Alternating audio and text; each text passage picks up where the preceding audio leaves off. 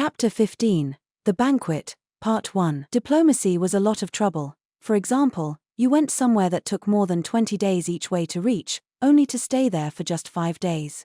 During those 5 days, there was no end of meeting, greeting, and eating, such that the important people were constantly busy, whereas Maomao had no such job to do.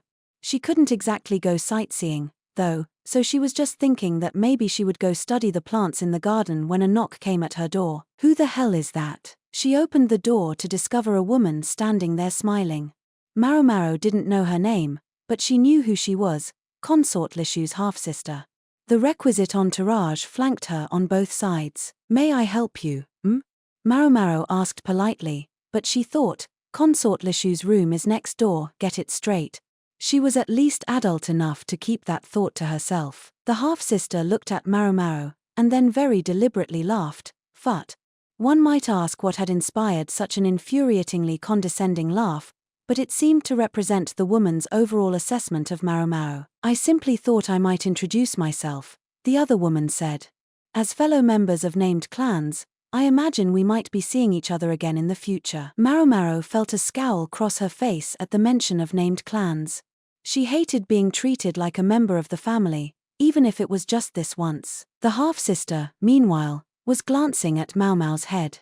"That was a truly gorgeous hair stick you were wearing last night," she said. "Do you think so?" "Unfortunately, I'm not particularly attuned to the value of objects." That's where her attention was. These princess types were awfully quick-eyed. Maomao realized that if she were to sell the hair stick, it would soon be traced back to her. "I'm so terribly excited to discover what you'll wear to tonight's banquet," the half-sister said, and then with a flourish she hid her mouth behind a peacock feather folding fan and walked away. This hadn't been about introduction so much as about observation, Maomao thought. She was one of only a few young women to have accompanied the westward expedition, although judging by dinner the night before, most of those who were present were hoping to insinuate themselves with Jinshi. Watching the way the woman's hips swayed as she walked, Maomao concluded that this half-sister did not much resemble consort Lishu. If she had, perhaps Lishu would have wondered less about her parentage. Still, if the emperor really was Lishu's father, Maomao couldn't help wondering if he wouldn't have found a better way to use her. It might be malicious of her, but she thought there were probably better uses to which Lishu could be put. Now then, having been mocked first thing in the morning, Maomao headed for the garden in hopes of making herself feel better. A garden, fed by the all-important oasis, was a show of power in this parched land. But Maomao suspected it wasn't entirely frivolous. Empress Gyokuyu's father didn't seem like the kind of man to indulge in luxury purely for its own sake.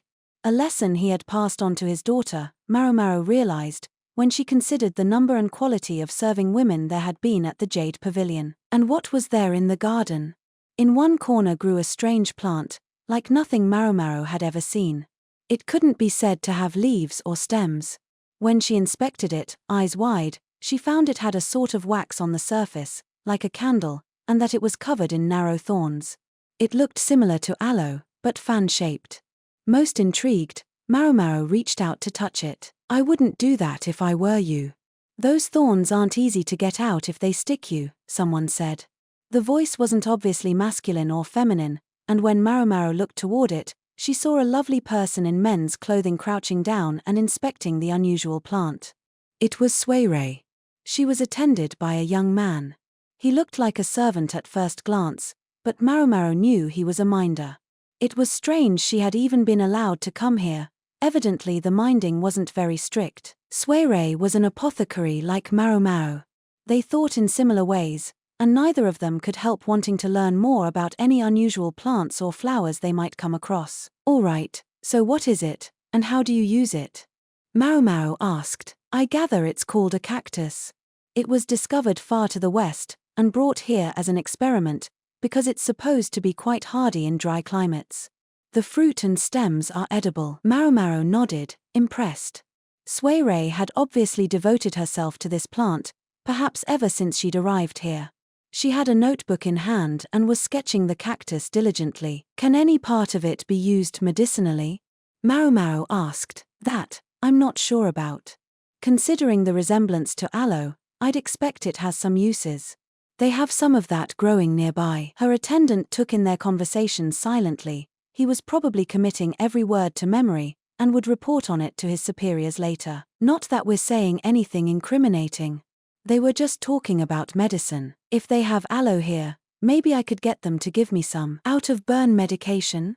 Suirei asked. No, the constant diet of portable rations has left my digestion somewhat irregular. Ah, I see. Suirei might look like a pretty young man, but in fact she was a woman, roughly Maomao's age. She would understand the situation with a woman's belly. Because it was the health aspects that were interesting to her, she didn't go getting needlessly embarrassed over things, and that made her easy to talk to. In that way, she and Maomao were much alike. In that case, perhaps I should make sure consort Lishu takes some as well, Suirei said. Maomao made a sound of agreement. It was true, if even Maomao was feeling the effects of their diet, the sheltered princess was probably suffering. She was so thoughtful about others that she often even refrained from using the toilet when she needed to. At least her health was being more or less looked after, thanks to our duos always being with her. In terms of ingredients you can find around here, it might be good mixed with yogurt, Suirei said. The fermented milk product certainly did help keep things regular. I'm not so sure that's a good idea. Why not? Because there were so many foods Lishu couldn't eat. White fish could give her a rash, and she didn't cope well with honey. If they gave her something she wasn't used to, so far from making her movements better, it might well make things worse. Maomao had spotted Lishu mostly avoiding unfamiliar foods at dinner the night they'd come to the mansion. A furrow formed in Suirei's brow as she listened to Maomao. Maomao knew perfectly well how much trouble this all was. If Lishu had been born a commoner, she probably wouldn't have made it past 7 years old. Still, she'd done well to endure the long journey. Maybe she deserved a kind word and a pat on the head. But no, that wasn't in Maomao's character. Maomao had a notebook and writing utensil ready to go, much like Suirei's. Suirei was making meticulous drawings of everything that hadn't shown up in the encyclopedias. Maomao joined her, and for a while the two of them worked in silence. Suirei's attendant never yawned, but only watched them with an inscrutable smile. I actually wish the little shit were here right now, Maomao thought, by which she meant Cho Yu. He was a talented artist, that much was for sure, but Maomao was convinced that drawing pictures was never going to make anyone a living. Everyone was willing to buy his portraits now because a kid who was such a good artist so young was such a novel thing. They would grow tired of him soon enough. Maybe we could get him to do erotic pictures? They had plenty of models. Maomao's rather filthy thought was interrupted by what sounded like a distant roar. What do you suppose that was? She asked. It had sounded like some kind of wild animal, and it raised goosebumps on her skin. The birds, startled, fluttered out of the trees. The delegation from the west has apparently promised a most interesting gift. They once brought a creature called an elephant. The explanation came from none other than the minder. An elephant? Maomao asked. She'd seen them in picture scrolls. They were huge animals with long noses. She'd seen carved elephant tusks before, but never the living thing. Allegedly one had been offered to the Empress Regnant, but that had been before Maomao had been born. Was that an elephant that we heard just now? No, perhaps a tiger. It seemed the man didn't know. To bring a living tiger, though Maomao had encountered tigers only in the form of pelts and medicines. They made rugs with beautiful patterns, and there was an aphrodisiac, a very effective one, as Maomao recalled, to be made from the animal's sex organs. How effective was it? Let's just say that the next morning, even Perrin had been satisfied. The medicine had enabled her partner to last just that long. I suspect we might see the animal at tonight's banquet. That sounds very interesting, Maomao said, and it wasn't just politeness, she meant it. Music and dances weren't of much interest to her, but a living animal, now, that was intriguing. She felt her heart beat a little faster, and she doodled a tiger in her notebook. The minder watched her, smiling. The servants have prepared cactus juice, he said. Would you like to try some? Well, no reason why not. Time passed as Maomao drank juice and chatted with Suirei, and then it was afternoon.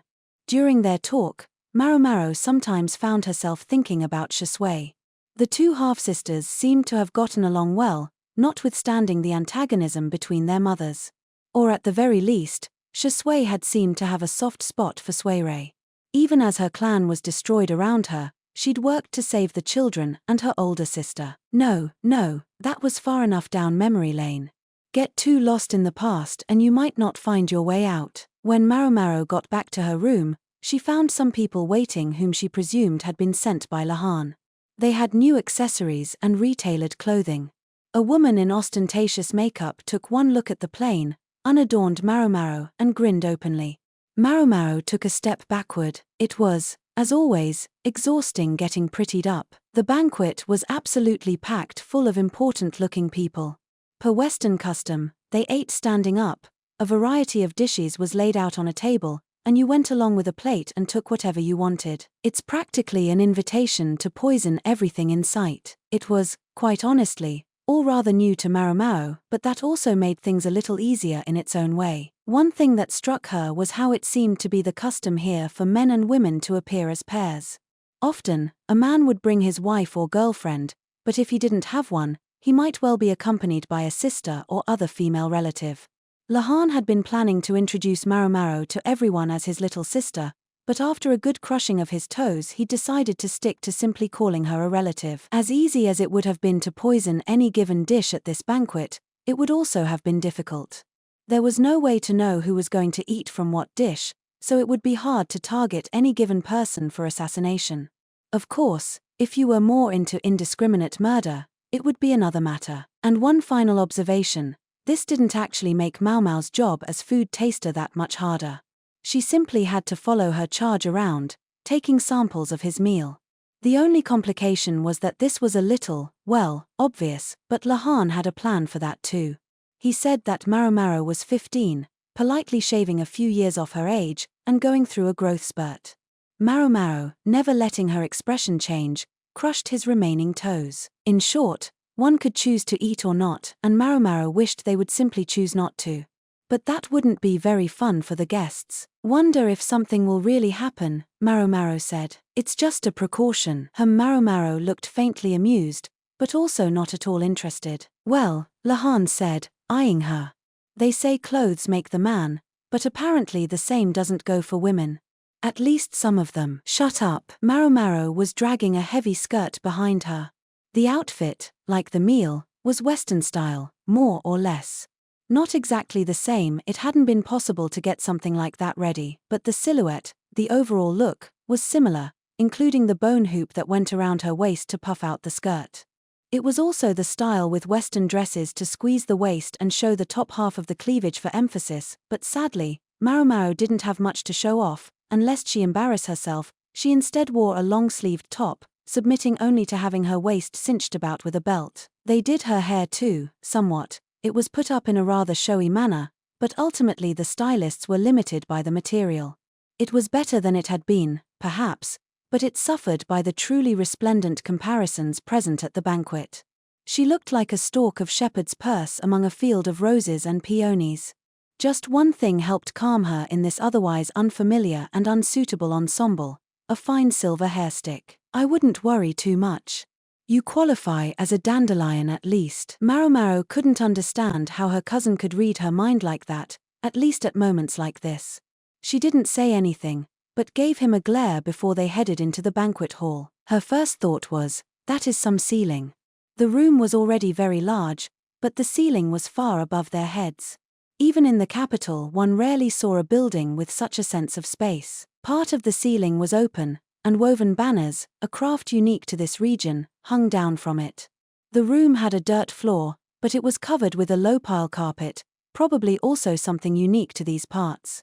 It was a shame to get dirt on it. They were in a palace not far from Gyokuin's mansion. The place had been constructed by the clan once known as the Yi, and they had built it to the hilt of luxury.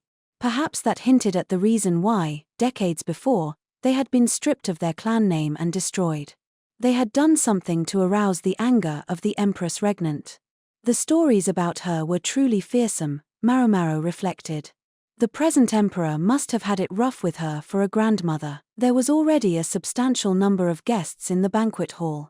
There were plenty of important men, along with gaudily dressed young ladies that Maomao took to be their daughters.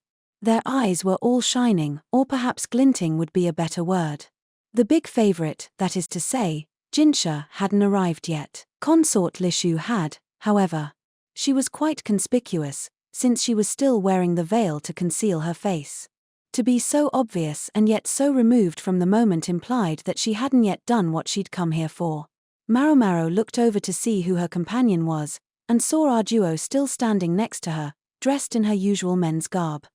Arduo looked so convincing in the man's outfit that Maomao suspected very few people in the room would guess that she was a woman, let alone a former consort of the reigning emperor. What's more, people seemed to be taking them not for father and daughter, but for brother and sister. Women were coming over to talk to them.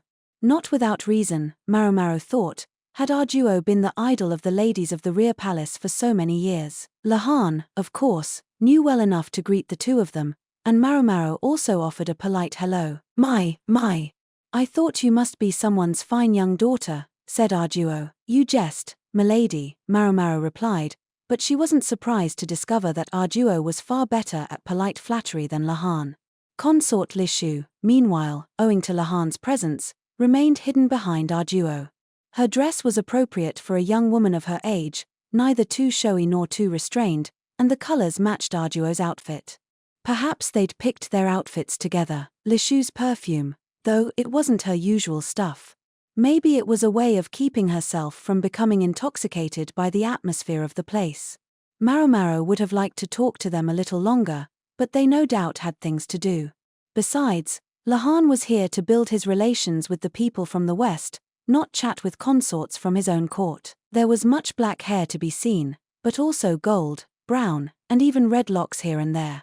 Eyes tended to be bright colors, and the body types were different from what Maomao was used to.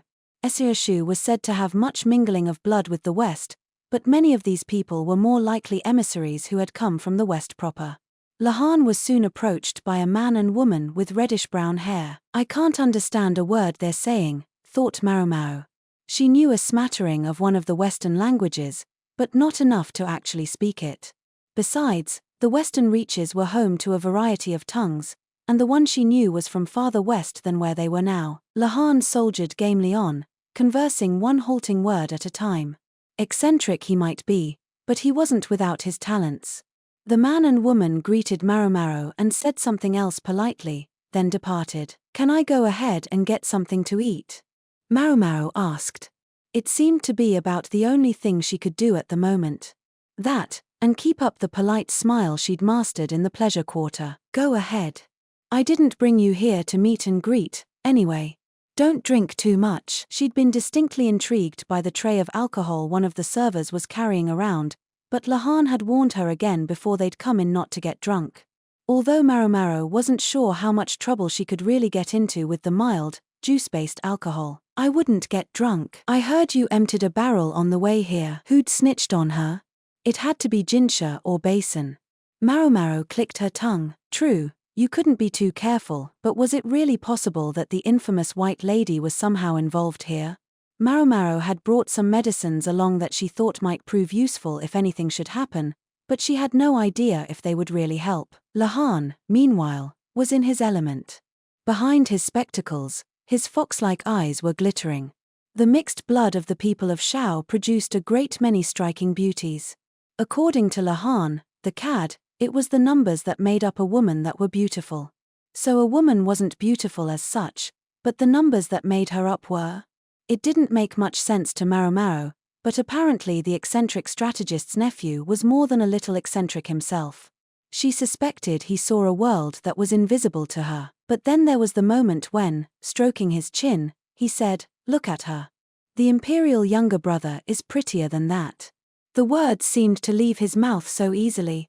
That was when Maomao was sure he didn't know the first thing about how women thought. Lahan glanced at Maomao, and from his appraising look she gathered that whatever numbers made her up were not appealing to him.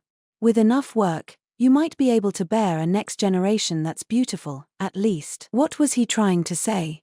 And could anyone blame Maomao for crushing his toes underfoot? Wincing, Lahan passed Maomao some juice, non-alcoholic. She followed him around, looking annoyed. They're all so big, she thought. The mixed bloodlines must foster improved height. Partly, the Westerners were all on the tall side, but the joining of different bloodlines seemed almost by definition to produce people who were larger than their parents. Maomao couldn't speak for people, but when you bred plants with closely related species, you supposedly got larger individuals from the seeds. She was lost in thinking about how she'd like to try that in her field back home if she ever got the chance, when she suddenly realized that a wall had formed around her. A wall made of one woman and two men. One of the men appeared to be an interpreter, but the other looked like a servant rather than a master. The woman, her dress emphasizing her chest as was the custom, seemed to be the most important of the three of them. She was beautiful, with bright-colored hair and sky-blue eyes. She was tall to begin with, and she'd augmented her height with high-heeled shoes. Maomao didn't say anything, but caught Lahan's gaze. Didn't he say something about forging bonds with Western merchants? The woman certainly didn't look like a merchant. More notably, Maomao remembered her. Her golden hair and almost translucently pale skin. And the blue hair ornament she was wearing. She was one of the special emissaries who'd visited the capital the year before. They'd distinguished themselves by having one of them wear a red and the other a blue hair ornament. If they were still abiding by the same color scheme, this was the calmer and more mature of the two women. "I'd love to talk more with you," she was saying. She wore a scintillating smile, but it frightened Maomao. She could sense something lurking behind it. And yet at that moment, it seemed less sinister than it reminded her of. Consort Gyokuyu. It's the same sort of smile as consort Gyokuyu's. It smelled not of business, but of politics. Was this what they were really here for? Western merchants, my ass, Maomao thought as she picked up her skirt and followed Lahan. Ayla, was that her name? Maomao tried to remember. She'd heard it once.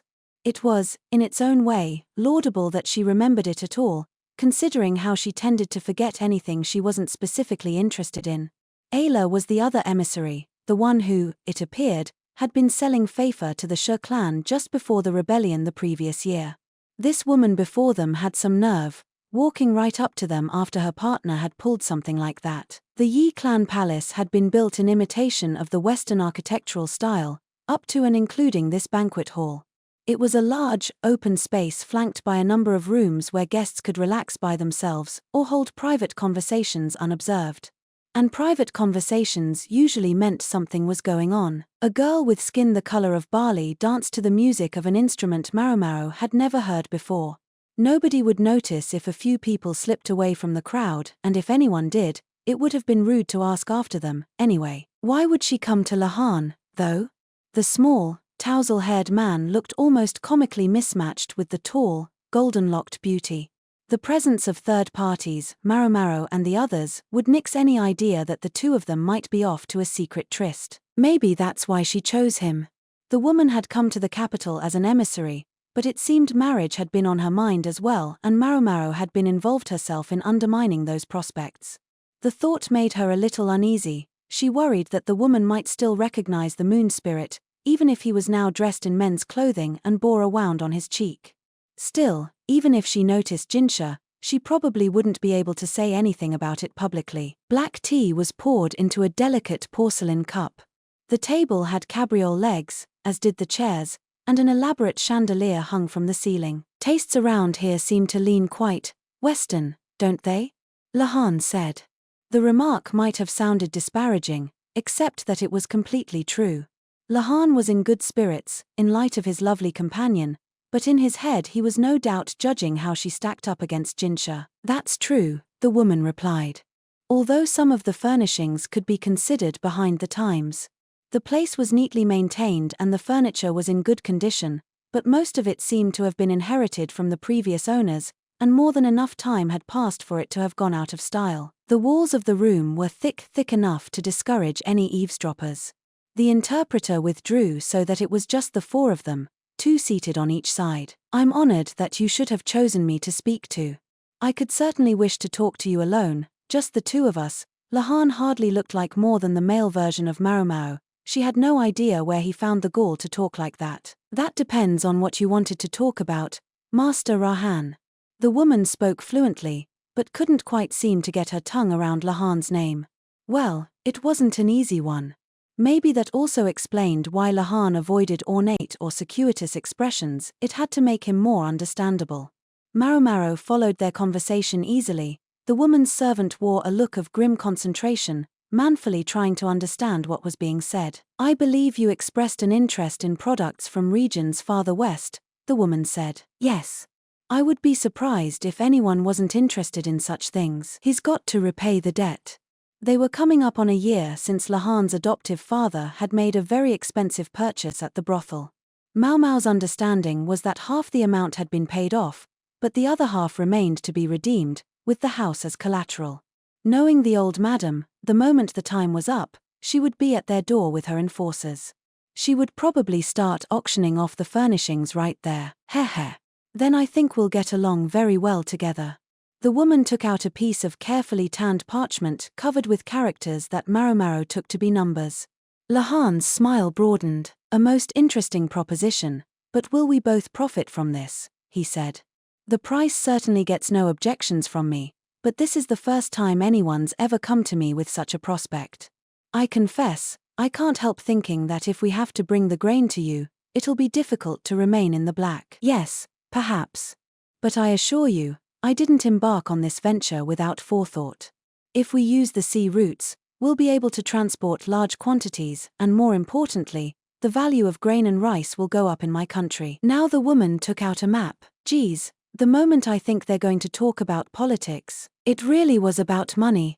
Well, okay, so Maomao got the sense that it might have something to do with politics, too, but she couldn't really be sure. Quite frankly, she didn't care. She just sat there, thinking about different ways to use cactus and looking like she might break into a yawn at any moment. Until, she suddenly heard something she couldn't ignore. It was the woman saying, "Very soon, insects will bring catastrophe upon my country." The northern catastrophe. Maomao, startled, nearly slapped the table, only just managing to stop her hand before she struck the surface. But the movement was plenty to give away her interest in the subject. The north of Shao was Hokueren.